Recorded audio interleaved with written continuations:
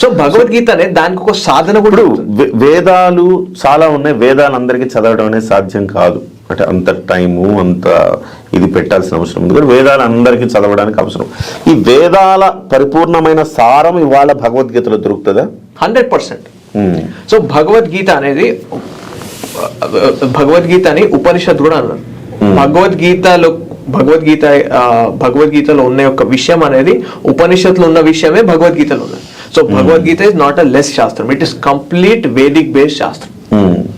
భగవద్గీత ఎక్కడికి వెళ్ళినా ఒకటే భగవద్గీతనా లేకపోతే రకరకాల భగవద్గీతలు ఉన్నాయి? ఎందుకంటే ఇప్పుడు క్రిస్టియానిటీలో చూస్తే మనకి కొత్త గ్రంథం, కొత్త నిబంధన, పాత నిబంధన, ఏవో రకరకాలు ఉంటాయి కదా.